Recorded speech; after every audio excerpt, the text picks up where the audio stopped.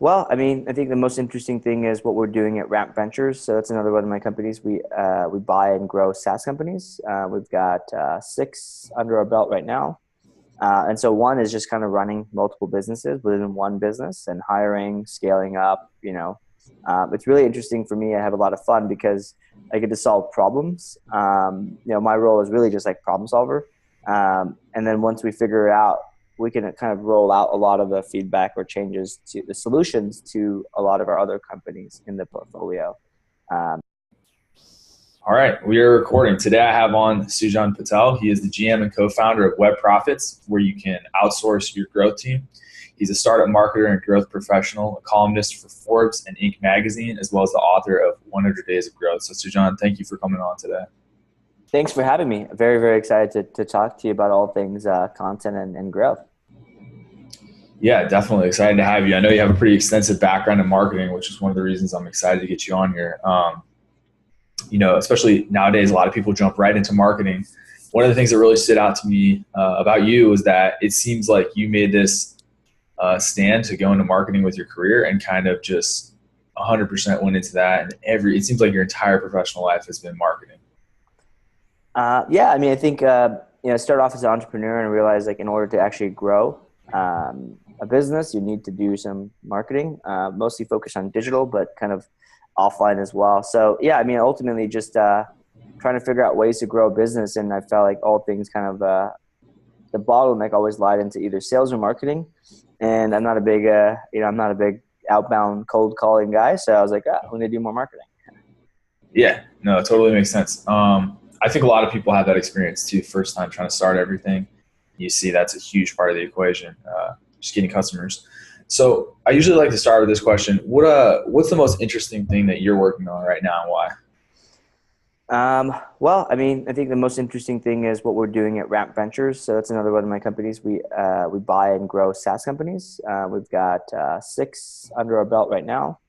And so one is just kind of running multiple businesses within one business and hiring, scaling up. It's really interesting for me. I have a lot of fun because I get to solve problems. My role is really just like problem solver.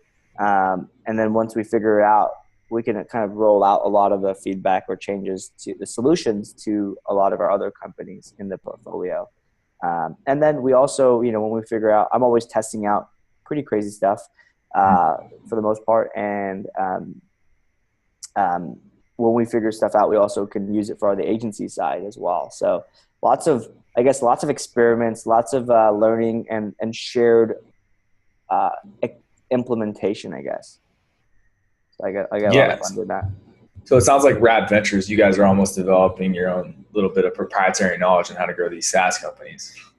Yeah, absolutely. I mean, look, it's a lot. All this stuff is you're going to read on the blogs out there and content. Yeah. I speak about this stuff all the time, but I think, hearing it versus doing it is a very different story. And you always run into, different challenges when you do it. And by the way, it's Ramp Ventures, RAMP. I suck at pronouncing it for some reason.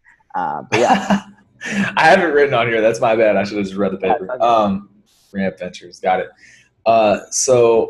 Okay, I was going to ask you a little bit about that. How do Ramp Ventures and Web Profits work together or not? Is Ramp where you keep all the SaaS companies, or how does that work?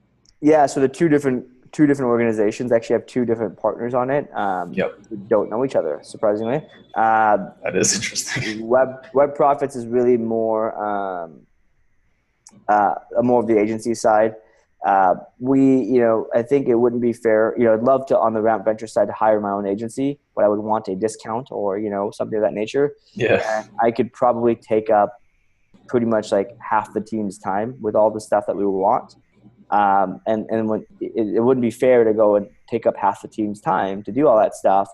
Maybe the whole team's half their time, right? There's, ultimately it would be unfair for the agency. So we kind of keep the resources and experience, resources separated. A lot of what we do on the agency side is actually when marketers kind of graduate, or they've been with us for a few years. I'm really big on kind of career paths for our team, all the people I manage and work with. And so when folks are kind of like, hey, I'm itching to do something different or whatever, Ramp Ventures they could be moved on to that. Actually, we've moved 2 people on so far on the team, and one of the things I've learned over the years is like instead of saying like, you know, I guess like not instead, but like focusing on development of your team and an individual's career, it pays off, you know, 100-fold. My first employee, Ross Hudgens at my first agency, Single Grain, um, he's referred us, you know, in after he left, he's referred us more business than we ever paid him, right, in salary. Nice. And just the other day, another employee from my first agency, we're sharing. He's working out of our office, and hey, he's starting his own company. He's working out of our office, and he's like, oh, I think there's a client that would be perfect for you guys. And as a six-figure client. Oh, wow. So there's always, you know, he worked for me like 10 years ago, right? Yeah. So like 9 years ago. But I mean, like, I think there's a lot of value in, that's the selfish reasons to do it. I think there's a lot of value in just growing people's career. And if you think about it, if they can exit on mutual terms instead of somebody's like, I got another job, here's my 2 weeks, see you later. I think there's a lot more to it than anything else. Yeah. I mean, obviously there's altruistic reasons, but it sounds like just from an ROI perspective, you got, you know, quite a bit out of those relationships. It's fun too, right? It's fun. Yeah. It's fun seeing people grow and you know, do big things. So that's I think I get more joy and happiness from that than anything else. But you know, I know a lot of people, marketers like or entrepreneurs like, where's the ROI in that? So that's why I started with the ROI. Yeah, you got to get the pitch in to hook people. I love that. So, man, this is super interesting. So, Ramp Ventures, then, is that you're advising portfolio companies and allowing the marketers that were hired by the companies to take care of what you're advising them on, or do you actually provide the in-house services there as well in a different way than you would at Web Profits? Yeah, so it's a really different. Every company's a little different. So we have probably of the 6, we created 2 from the ground up. 4 of them, and then another 2 we're partners in, and you know, really, but non-operating partners. So we're not necessarily we're not doing the day-to-day. So those are more advisory roles and kind of helping with strategy and whatnot. So we're like, some days I might roll up my sleeve and help them and actually do things. Other days I'm like, what are you doing to grow, and how are you solving your business's bottlenecks? And we kind of talk through strategy, like an interim kind of CMO type thing. Other, you know, for my own, you know, the companies we created and we operate for, which is most of our companies. We actually have a team. I'm fairly hands-on until we get a strategy and build up the team, and then kind of the team can kind of lead. But it is I'm fairly hands-on just by nature. And so it's hard for me to kind of let go for the most part, but we've got good people who we hire to do it better than me. So they may be, you know, in their expertise or the tactics or strategies, a channel that they may deploy. They're kind of autonomous, but the overarching strategy is still kind of something I'm very heavily involved in. Okay. Wow, that's really interesting business model. So then this isn't like a traditional, you know, VC type of business model where you're providing them with funding, or you're more just providing the companies with direction, specifically in marketing, or how does that? Well, we actually own them. So the big difference is that we're not VC. We're probably closer to private equity, where we actually own and operate them. But and then, you know, there's a team. So the growth of them really lies on the shoulders of myself and my partner Bob Senoff. Yes. Yeah, this sounds like something that took, you know, a lot of experience to get involved in, but I also know that it's something that's really interesting to any marketers out there. Is there can you talk at all about how you guys got the capital to start that type of operation? It's all our own capital. So founders. You know, we started small. You know, our first one. So we initially started Mailshake is one, Narrow.io is another one, and over time we realized, man, starting it is really fucking hard. Like, it's just hard. There's just no way around it, right? Just takes a long time to get product market fit, get off the ground. And what I realize is I'm really good. I mean, I've known this forever, but like in application, I'm much better at growing than I am starting. And so we started, well, let's go acquire a company. And so we started really small. You know, we some of the first couple ones are tiny. One was like even pre-revenue. Pick.co is one that we bought that the founders kind of ran out of money. They got angel funding or seed funding and they ran out.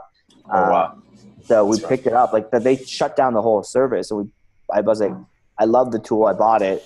So as a user, that's kind of how I found it. Reach out to the founders and whatnot. So anyways, my point is, a lot of this is our own money, and we've been kind of growing and then moving more and more to larger and larger acquisitions. But yeah, I mean, it's all the money I make, I put it back in. So some people are investing in cryptocurrencies. I'm just investing into our own companies. I like your direction. I think I would choose that as well. That's awesome. Yeah, I mean, there's a lot of good tools out there that just can't make it on their own for whatever reason. That seems like a really, really good idea. That's so interesting. Let's see, because I know I've been really active in the I'm sure you're familiar with like indiehackers.com community, and that's guys on there run into this problem all the time. Like they don't have marketing experience, and if their product doesn't take off, virality through the product's features, sometimes they're like, okay, who am I going to get to help me? Yeah, absolutely. And it's unfortunate that, I think a lot of businesses get stuck and they kind of, they've got some revenue, like maybe $100 to a couple $100,000 or even like $1 million. I found like there's there's spots that every business, every SaaS or at least startup gets stuck. It's like super early pre-market, like pre-product market fit. I don't ever touch those guys. That's that's too difficult of a problem to solve. And it's almost easier just to start over, to be honest. Then there's like, they got revenue. They maybe got like 100 grand, 50 grand, few hundred grand. So like under 500 pretty much in annual revenue. And they run out of like, they had this like one tactic that worked really awesome. And they're like, well, I did it. It's done. It's like, I don't know what else to do. And they tried and it just nothing works. And I think people get stuck at $1 million or so, like 1 to 2, 3 million. It's the same thing. It's like, I've got this team, I've got this, now instead of tactics that ran out, it's like channels that they've been using or whatever they've been working is not working. The whole, the rule of like, what got you here is not going to get you there. Yeah. Same thing. And then I think, where like probably private equity companies play is like, 5 to 50 million. It's like they got somewhere, bigger team, they raised money and now it's like, well, they can't figure out a way to grow it or like, maybe it's been like 10 years and like the founder wants to actually, make some money outside of a salary. I mean, I read the book, from Rand Fishkin, the Lost in founder.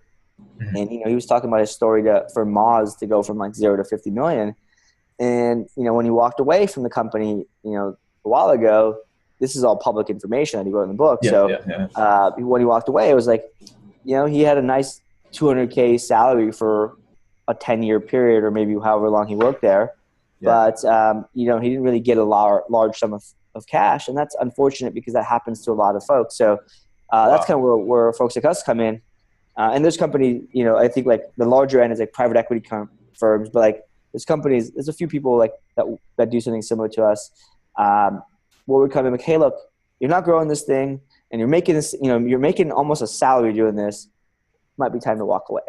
And we'll take the baby. And like what we do differently than like a private equity firm or like, I would say our differentiator outside of paying boatloads of money, that's kind of the opposite of our objective, right? We pay boatloads of money. We kind of have to figure out a way to get it back. But our differentiator is that, like, we're operators. We're going to grow, expand, and really make this company look good, right? Like, we're going to keep the founders' like vision, right? So like we bought this company last summer, voila.norbert.com, which is like an email finding, lookup, and email verification service. Yeah, find an email. I saw that one. Yeah. And so, we took that and we grew it 3x in the first like 6-7 months. Wow. We've expanded to like 2 or 3 other product offerings, and we're building out a lot more functionality. Let's just put it this way: the product was the two French founders were awesome, Yep. and they built it to like where it was, but like it needed so much more. Like it needed a fresh start, and that's kind of a lot of what we have to do. But yeah, I mean, anyways, I could talk all day long about this stuff. It's a lot of fun. Yeah, no, it definitely sounds like it. And that's kind of interesting. You mentioned the VC. It sounds like you guys feel this functionality they're not providing and at a price point that maybe they're not ready to go down to. Are you guys then on the other end trying to exit to some of these traditional private equity firms, or are you just trying to grow them and keep them under your Ramp Ventures hat? Yeah, so I mean, I think both are options, right? The goal here is to actually grow them, right? So what we do with them after we can grow them. So let's be more specific. I want to grow them at least 5x in annual revenue, or MRR, whatever is lower. Meaning whatever the lower starting point is. And I want to just grow them. And what happens from there depends on really how long it takes to grow them and the trajectory and potential for that business. So, one of the things you might see from our portfolio at the moment is we've got a lot of marketing tech companies. Well, half of them are marketing tech, and the other half are like sales tech. And so, we look at the customers we have companies for. Can we buy more adjacent companies? And we're like in the final stages for one right now. It's very much in line with the Mailshake and Norbert audience, and so we can pretty much allows us to grow it using our own existing user base, customer base. I mean, but that alone isn't the reason. That's wild. So but there's a lot of strategic aspects to this that will change it, right? So we could have come in with Norbert saying, oh, you know what, we're going to sell this in 3 years, 5 years, 10 years, whatever, right? We're going to 5x it. We're just going to sell it. But now we're like, oh, actually, that could be the case. And then we see something change in the market, or we see something, we go buy another company that could work really well to it. That completely changes the trajectory of what we do with that company and the potential for it, right? So, I mean, that's pretty much it. I mean, I feel like I'm a kid in a candy store. Like I'm like, oh, that's a cool product.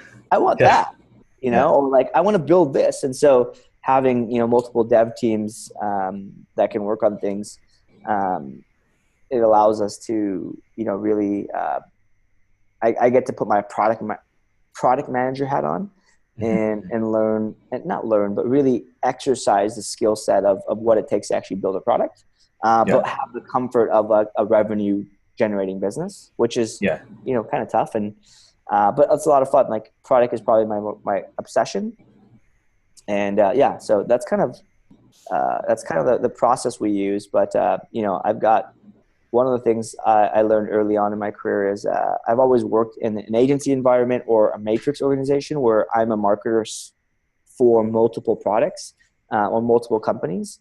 And my team would split kind of their time between a couple companies. Maybe they'll have a dedicated resource or whatever. So I did that for like almost 8-9 years. And, the agency world, I can switch gears. So one of the things I learned that I'm really good at is I can take one hat off and put another one on and like switch gears really, really quickly. And I actually really like doing that. It's a lot of fun. So like as an example, I'll go into like Mailshake, like, hey, we've got a churn problem. Let's go dive in and figure this shit out. And then, I find all the problems. Here's some couple ideas of what we can do to fix it. I vet the idea. Now we need to go do it. We go do it. And, if you're trying to figure out how to solve churn, implementation takes time to gather data. So it might be like a month before I need to really change something up. And so I'll come back later and say, oh, how'd this go? What's happening? Let's go tweak it and whatnot. So in that meantime, I'll go in another company and go figure out some other problem. That's interesting. So you can find, like, for instance, where customers are dropping out in some sort of part of the functionality of a product or something, and then come back after work on that other company, make changes with the product team. Is that what you're talking about? And so that's kind of the way to look at it from a bottleneck perspective, but there's also a positive way of, not positive way, there's also proactive things you can do, right? So like, hey, one company looks like there's churn and there's always, let's just say there's a churn issue or an activation issue. The other companies may have it, we just don't know it. We can proactively solve those problems, right? Yeah. Or if we find some like awesome top of the funnel thing that worked, we can then figure out how to do it for other companies. Like one of the things that's not at all scalable that we do is, I try to be really freaking engaged with our customers and talk to them. I probably talk to 5 to 10 customers a day via email, some on live chat sometimes, on some customer support tickets that get kind of like I'm involved in, helping customers with not with our product, like being successful what they're trying to do. So that gives me a really big pulse on what's happening and who we are targeting. And that knowledge, I can share this. Like, some people are like, I wouldn't share that information. You're still working on it. I'm like, actually, it is easy to say, impossible to do unless you put time and energy into this. And that's actually why I was like, hey, I have a 30 minute time frame because I've got to go run to talk to these 3 customers and solve their problems. And that, to be honest, is probably my biggest priority and the most impactful thing I can do, because that is responsible for changing our trajectory of our business. Yeah, that makes sense. And it sounds like you're developing a huge just sort of knowledge in these marketing tech and sales tech companies. So I'm sure it all plays together nicely. I saw way back in your start, you went to UCI. It looked like, I don't know if this is correct on your LinkedIn, but it was a year. Did you drop out? I mean, that's a hard school to get into. So I'm wondering, was this where you started your marketing career, or what happened there? I actually only lasted like a summer or like a semester. Actually, wasn't even a year. Okay. No, not even. I think like LinkedIn, you can only, like, you put a year date, so it just looks like a year. It's like a year. Yeah. And so I mean, like, I dropped out of school really early on in life, and I was always doing something on the side. So marketing wasn't necessarily the thing I was attracted to. It was just something I fell into. So I started off as an SEO, and then I kind of moved around. Not moved around. With SEO evolving from 2002 to what it is now, like when I started, white text on a white background worked. That would you put like a bunch of keywords on white text. White background, you're good to go, right? Like the good old days. That doesn't work anymore, right? Like that's like long gone. It's much harder. So I became more of a T-shaped marketer. And although my kind of like, I would say my depth is in SEO and content and link building and all those things, the T part of it is in conversion and advertising. I spent so much money on radio and offline advertising. Again, just like went from like, let's go try to figure out SEO to be, what can we do to figure out a way to grow while we're working on SEO. And so that was kind of the evolution of my skill set. But yeah, it started with my back against the wall. I knew when I get into UCI, I was like, I'm not finishing this place. I was like, this is too hard. Man. Yeah, it's too hard. Well, too hard. What do you mean? What do you mean too hard? I can't sit through a class, dude. I can't sit there and watch someone talk about something on a topic that is not something I can take action on. Like I can't read a book and be like, well, now I know about freaking history. Well, like I think there's a lot of lessons to learn from that. I would do that in my spare time as a hobby, but that's not something I would. I couldn't take like a test and figure it out. Like calculus. Like who the f uses calculus? Unless you're a scientist, you don't even use it. Like my wife's like in biotech, she doesn't use any of that stuff, right? So like I have a problem with learning things I'm not going to use, and so it's actually the inversion. I really enjoy learning things and then doing it, and so so that's kind of how I work.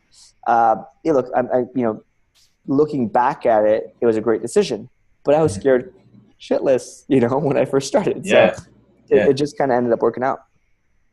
Yeah, that's because it's a good school. I mean, you'll definitely get a job out of there. I agree with the learning thing. I think one thing I noticed, especially when you say like learning in school, is that if you're reading or getting something recited to you, the rate of learning when it's the English language or whatever language you speak is so slow compared to when you're doing something, taking in a million things at once. Even if you're just trying to figure something out on a computer, it's so much faster than the English language or whatever language. I think it's because you can interact with it. You can go back and forth, right? Like, so like you're going on Wikipedia and you're like, oh, I want to click onto something. You can actually do that, right? Like a teacher's giving you a lecture on something, and you're like, I'm interested in that. And then they move on to the next thing.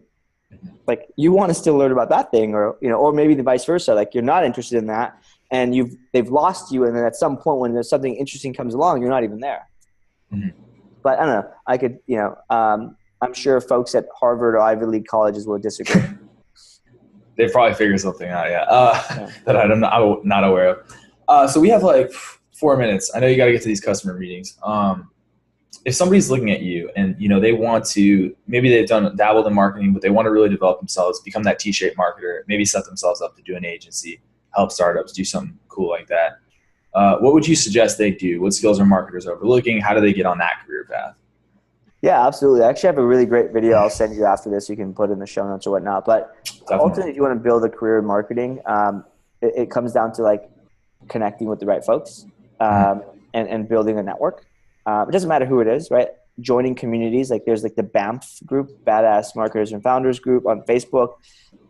There's just a ton of like communities you can be a part of, growth hackers. I think you could take like, if you want to be like a T-shaped marketer, go to HubSpot Academy and take all of their courses. It's free. So that's a good recommendation. Anything, nice. Right? Like I was a teacher on there. I was a teacher on the concept or the growth one. And again, like there's just like really, really, they have really, really curated courses. You get certified in all this stuff, right? So like now you have knowledge and you have like the paper that helps you get a job, which is essentially a marketer's version of a degree. Yeah. Of something relevant. And go offer your work for free. So like I think there's community and that community helps you learn and be exposed to things you would never know to look for.